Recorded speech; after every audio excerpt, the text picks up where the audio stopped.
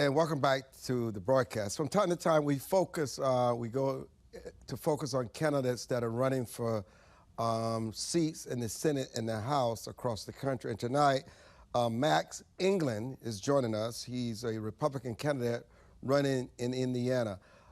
Max,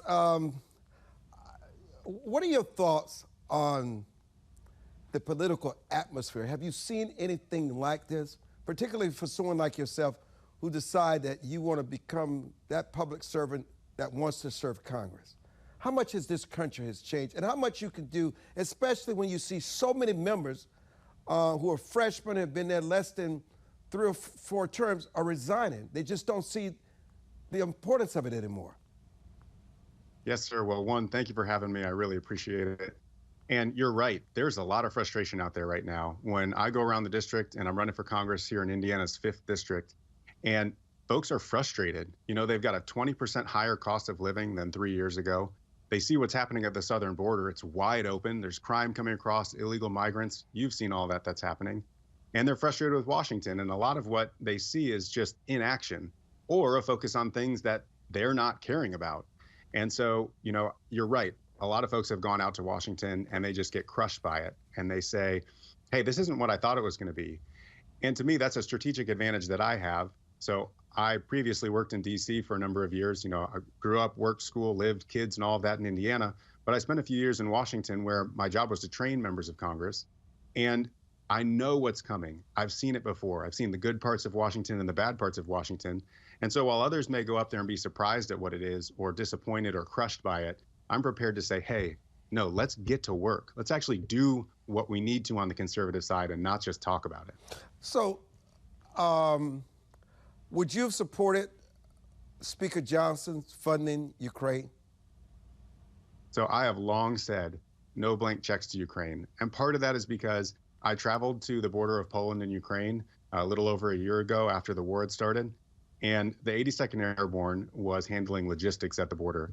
And what they said was they would get aid from the United States, they'd get aid from Europe, and then they'd have trucks coming in from Ukraine. They'd put the aid on the trucks, and then they'd wave goodbye to it and say, we hope it gets where it's going. And to me, that's just not good enough. I need to know if you're going to spend taxpayer dollars, that we have to have a strategy. There have to be guidelines in place to make sure that money is being spent appropriately. And we can't be just shoveling money over there in the form of blank checks. So I would not have supported what came up last week in the House. I think I need to see much stronger protections on the front of that. Even former President Donald Trump has criticized the Supreme Court ruling, the Arizona Supreme Court ruling on abortion. Where is the compromise on this issue? What I've seen a lot of is we need to build a culture of life in the United States. And, you know, the Supreme Court said this is going back to the people. It goes back, and you can wield that power at the individual level, whether it's with your state representatives or higher. But we need to build a culture of life. And what that says is, like, let's look, for example, at Ashley Hinson's bill, Congresswoman Ashley Hinson in Iowa. She has a piece of legislation that says, how do we look at everything around the issue of abortion? So we use maybe TANF funds. There's $100 million that you can use to say to the father in a situation, you know, let me give you TANF funds, welfare funds, while you're working to keep you in the picture so that the mother in this scenario says, hey, in this economic environment, I can have a child into this scenario. Because we know 61%, somewhere around that number, 60% of abortions come because the mother thinks, I don't have the ability to take care of this child if the child's born. And, you know, also, my wife worked for an adoption agency for 5 years. And they ended up getting to the point where they were turning away adoptive couples because they did not have enough babies in the system because folks were having abortions instead. So we need to build that culture that says, no, we can do this. We need to look at it differently and bigger and say, how do we help the mothers? How do we bear hug these families? And how do we save lives? What do you do to stop this country from going off the financial cliff? Man, great question. So there's a couple things to look at when you're talking about the financial cliff. One, you've got the inflation challenge, rising cost of living for people across the country. And on that front, we need to retap American energy. We have to reduce regulations on small and medium-sized businesses. And most importantly, we have to stop spending so much money in Washington. People everywhere can see that, and Washington has to see that. Then the other piece of it is, how do you bring the budget back in alignment? We're looking at almost $35 trillion in debt now. And so we all know that discretionary spending is just a piece of that. So one, you do have to get that in control. You have to cut waste and abuse. You have to make sure that agencies are in front of the House, that they're being told, hey, if you're going to get this appropriated money, that the Congress has to do its hard work of telling them what to do. But that's just on the discretionary side. Then you have the mandatory side. And so there's another piece of legislation out there by Chairman Cole and by Congressman Jake LaTurner in Kansas that says, when you're looking at something specifically like Social Security, which we know is a huge driver, that in order to save that and strengthen that, you have to do something like put bipartisan members in the same room. It's a commission that they've built for up to a year. And then the answer that they come with out of that commission, it gets a vote up or down on the House and Senate, no amendments. Both parties have skin in the game. Both parties have to understand we have to save and strengthen Social Security. And doing hard things like that is going to help put us on better financial footing for the future. What do we do about the migrant crisis in this country? It is absolutely a crisis. You use the perfect word for that. And I've been down to the border a couple of times in the last year, both to Texas and Arizona, and I've seen that firsthand. And in Texas specifically, where it's a water crossing, the cartels will tell folks coming up from Central and South America, and actually around the world at this point, they'll tell them, you stay here on the other side of the river. You can only cross when we tell you from the cartel's perspective. They'll send folks across 400 or 500 at a time. Border Patrol agents will collapse off the rest of the border. They'll apprehend these folks, but then the rest of the border is now wide open. And so that's when they send across fentanyl, crime, human trafficking, folks that are in bonded labor. And so it's an absolute crisis. What we need to do is, one, reduce the incentives or stop the incentives that are drawing people up.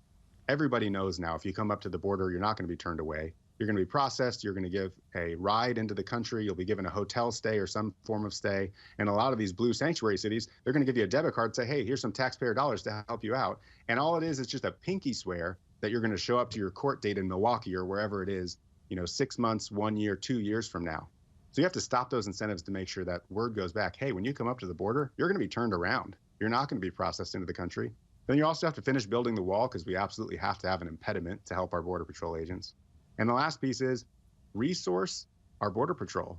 Give them the tools and equipment that they need to actually do their work. And it's not what the Senate was saying, where they wanted to send more money down to process migrants faster. I'm talking about resourcing actual Border Patrol so they can do their job of turning folks back. People say we're also facing a spiritual crisis in our nation. You are 100% right. And my wife and I, so when we were considering whether, I was going to get into this race, I didn't want to put pressure on her. She didn't want to put pressure on me. So we took a month each separately to say, let's pray about this. Let's think about this individually. And then we're going to come back together and decide if it's right. And we got back together after that month, and both of us felt very strongly, yes, this is what the Lord is having us do at this moment. And when I take my faith, which I take very seriously, in my personal relationship with Jesus, when I look at that and I look out at the country and I say, I see we're so far off of the Judeo-Christian values that built this country. We have to pull ourselves back to that. And you need to be sending out members that understand where their truth comes from. Their truth comes from the Bible. And then they can say, hey, if you have a starting place, let's go and try and pull our country back. And a piece of that, too, is, I have 4 children. We've got an 8, 6, 4, and 1-year-old. And when I look out at the country, there's so many challenges right now and so many challenges that are for the next generation that we just have to get started on these big issues now. We don't have time to waste after this election. We need somebody out in Washington that can get to work immediately. And that's why I'm in this race. Finally, what's your recommendations about the protests that are just growing on college campuses all across the country? I think it's the outworking of kind of that TikTok generation. We've seen that people are trending towards this type of mentality because they're reinforced with content on social media, specifically TikTok, which is owned by one of our biggest adversaries. And folks are just not thinking for themselves anymore. They're not critically thinking. Schools are not saying, how do we give you an education that helps you understand what's happening in the world, helps you think critically of what's happening in the world. Instead, it just says, hey, let me tell you what to think. And then they're being indoctrinated with social media and the rest. And then it ends up with these kids that are on college campuses that don't know anything else. They're in their own bubble, and they think that this is an appropriate action because they have never seen anything in real in their life. Well, listen, let me And tell you you, wind up with folks like this. Yes, sir. we wish you well. We appreciate having you on. We'll continue to monitor your race at Indiana. We'll have you back on. I want to thank all of our guests for joining us for tonight's Your Voice, Your Future. I'm Armstrong Williams.